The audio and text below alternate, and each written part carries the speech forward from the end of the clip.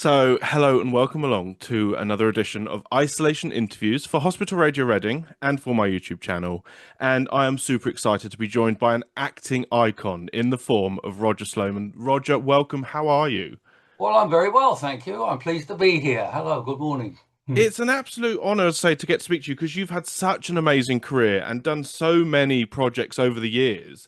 But for you, where did the love of performing and acting, where did that come from? How did you know that was what you wanted to do? Well, I was in the sixth form and I'd never done any acting at all. And I did a play when I was in the sixth form, and I'd already got a place at Teachers Training College.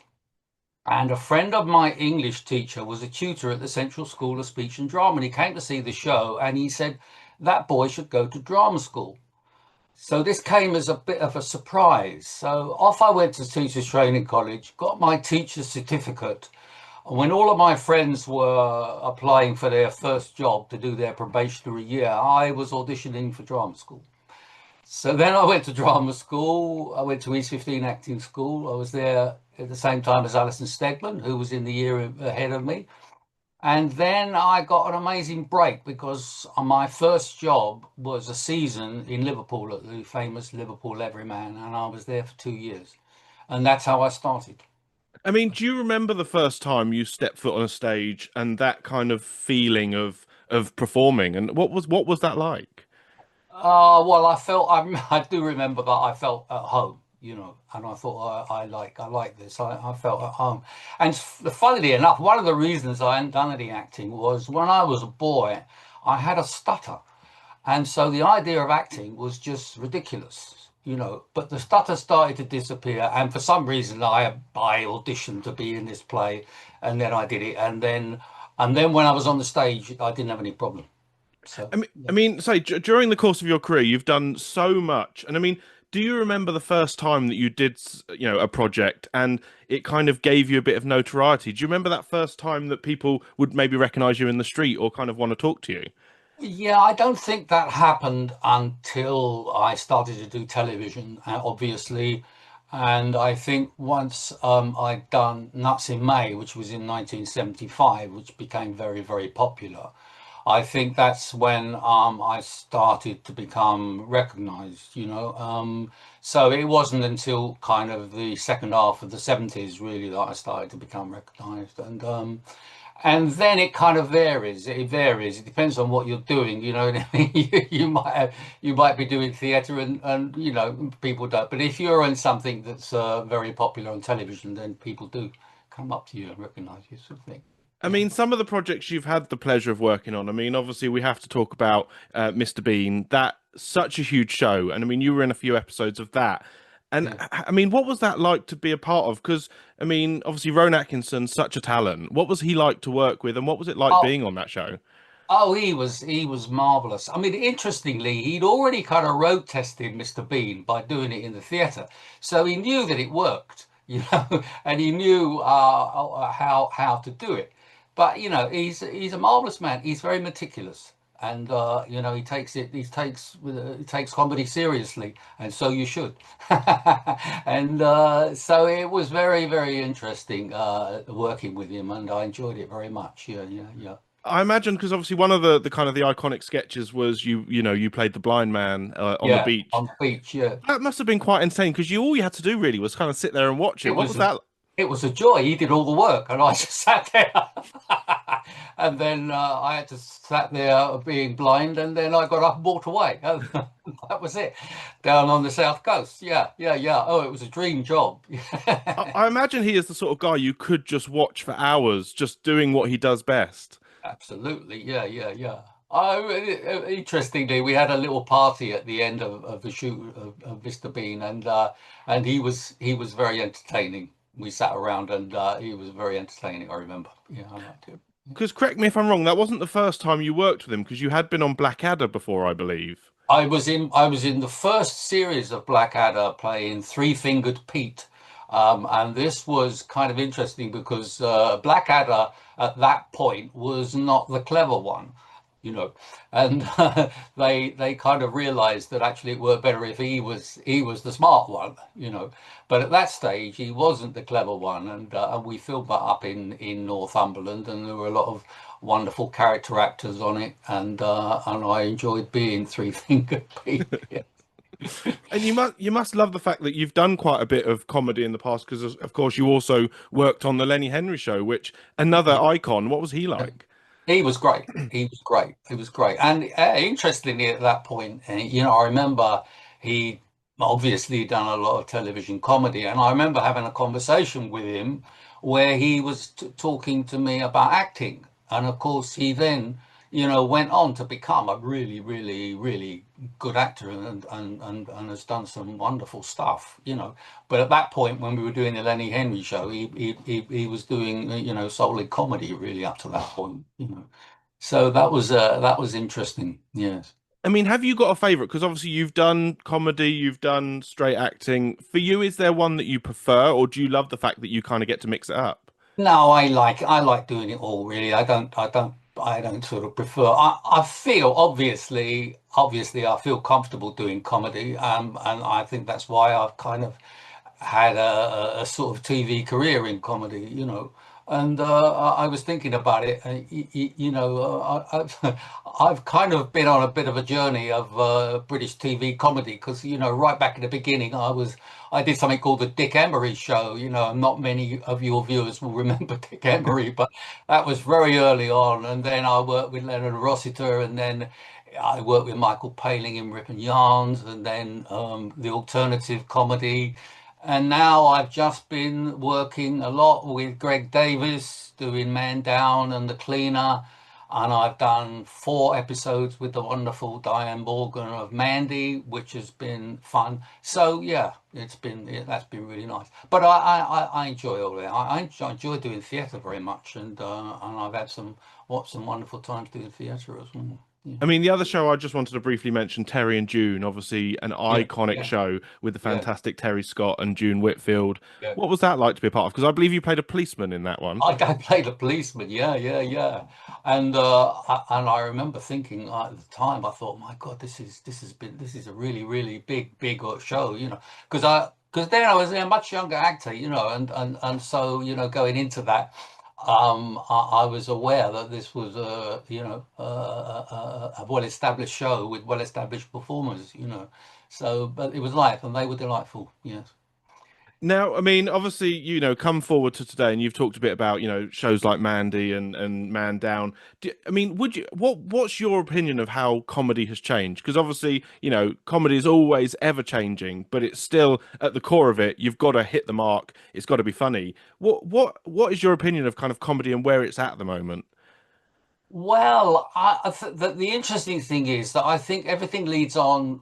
One thing leads on to the next. I mean, I was invited to talk in a TV program about Bottom, and I remember thinking, well, actually, there's a bit of Hancock in Bottom, you know, and the things that come before, and so in I was talking to Diane Morgan about this, and obviously she has been influenced by programs like Bottom because those are the ones that she grew up with, and I think I really like a lot of present of comedy now, and I enjoy doing it.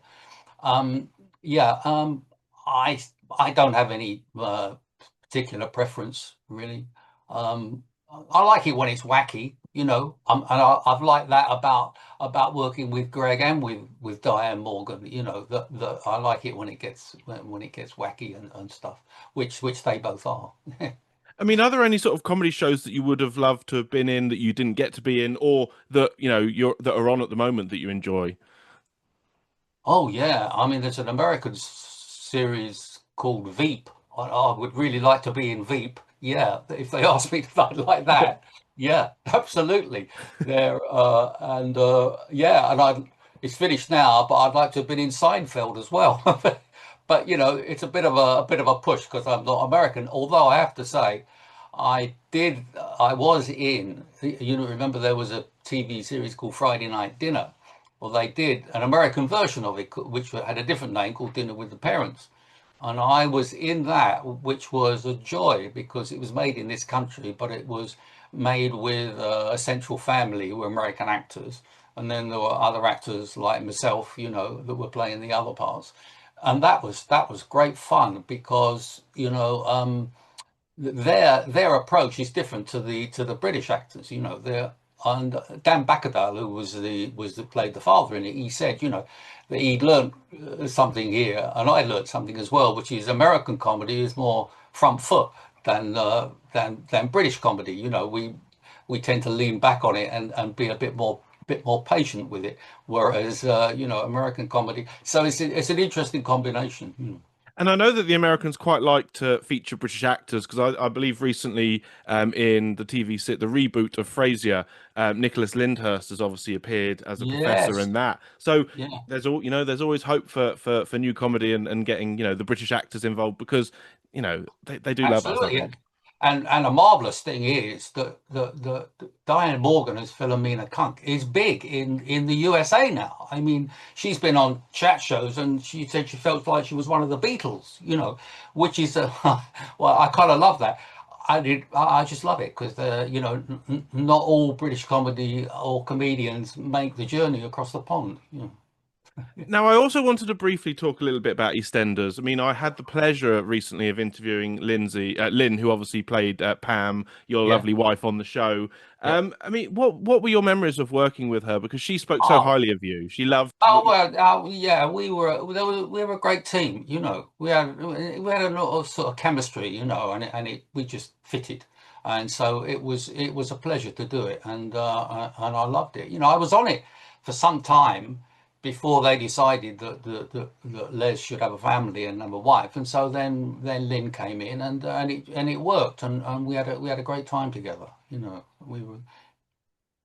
I mean, you had some really interesting storylines. I mean, we did. I briefly spoke to Lynn about obviously the storyline where Les comes out and then sort of Yeah, dressed as a yeah, woman. I mean, yeah. what talk us through what was that like to film? Was that a bit daunting? How did you feel?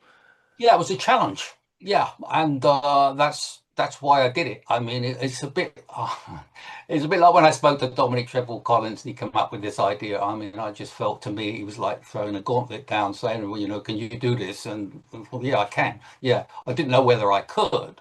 And of course, the other thing is that if you're doing a storyline like that, which is going to be viewed by a lot of people, it's a different project than if you're doing it in a fringe theatre somewhere. That it's going to, it's going to be watched and that it's going to be picked apart. So yeah.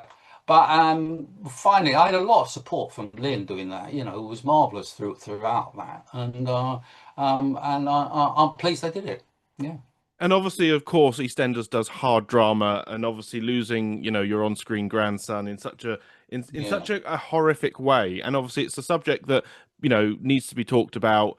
That I mean, hats off to you both because that was some amazing acting. I mean, where do you go when you have to really dig deep for emotion? You have to find you have to find parallel situations in life, basically, and and sometimes you have to dig deep to find those, and it's surprising sometimes, what you remember, that is a parallel kind of situation. Yeah. Now, I did briefly ask Lynn this same question, but if the opportunity ever arose, do you think you would go back to the I show? I don't know because I always make the decision when it comes to the moment of decision. It depends on what's going to be on the table, and at that moment, I can't foresee what is going to be on the table. So I don't know. I can't answer that question. Now, we've talked about a lot of, what you've been. I mean, for you, is there a highlight, a project that you've worked on, or something that you're just the most proud of? What would you say is your proudest achievement in your career?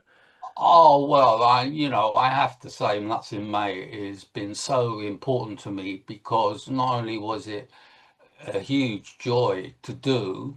And Alison and I have been friends for a long time. We were both at drama school together, and we met last week and uh, and it's been very good to me. A lot of people have given me work, on the strength of that. It became a kind of a calling card. So there was that. I enjoyed doing that, and also I think of other things that I've done which were just so much fun.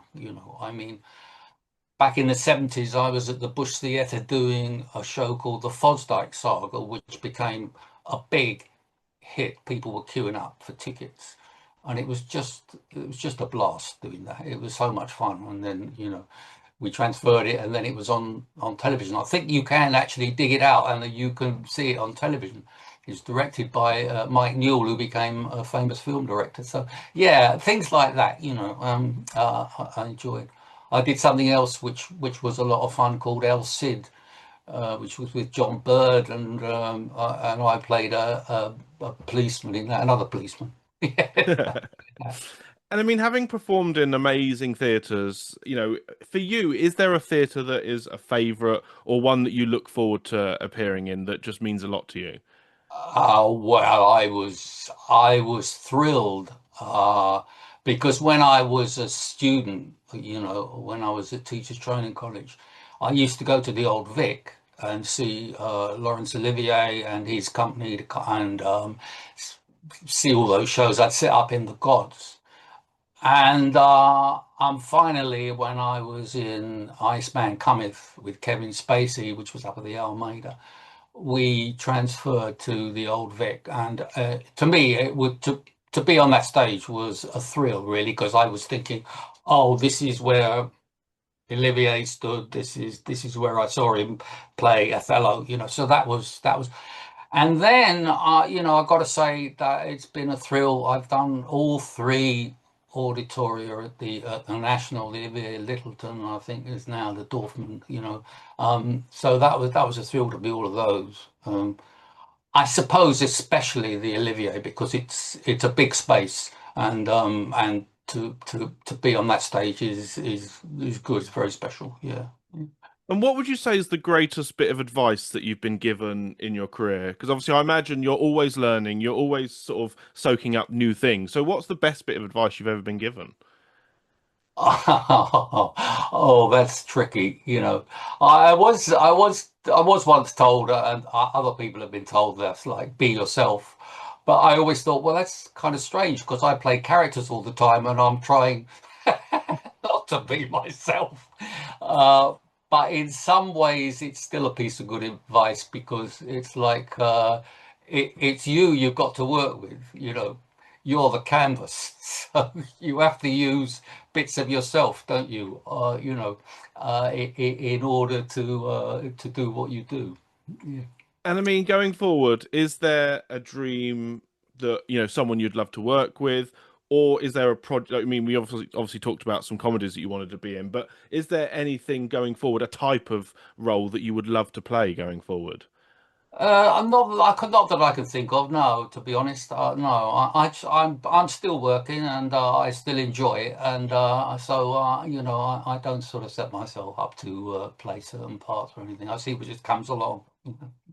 I mean, you must love the fact that I imagine at your sort of point in your career, there's always offers coming in, and you must love the fact that I mean, do you get a lot of variety come your way? What is that like to kind of have the pick of the crop, I imagine. While I'm still thrilled to be doing it. To be honest, I mean, and the fact that there's stuff coming my way is amazing, because it's been a big number now, and I don't, so yeah, it's just very, very nice still to be able to do it, and it's very good for you. It keeps you on your toes, and stuff, and I really enjoy that. Yeah. Yeah. Now, obviously, we're going out to the patients of the Royal Berkshire Hospital in Reading, Right. and our Right. amazing NHS do a Yes. fantastic job. What would you love to say to the amazing staff within the NHS who work so hard? What would you like to say to them? Well, first of all, I say hats off, my hat off to you. I'm full of admiration, and for all the patience and the care and skill, professionalism that you put into your work. doctors, nurses, radiologists, anesthetists, and the caterers and cleaners, my hat comes off to you, and thank you. And of course, to the patients who are listening, maybe not having the best of times at the moment, what would you like to say to them? Good luck and a speedy recovery, basically. Now, Roger, it's been an absolute pleasure. Thank you so much for giving up your time. You're welcome back anytime. Of course, keep safe and thank you again. Thank you, Matthew. Thank you. Thank you. It's been a joy.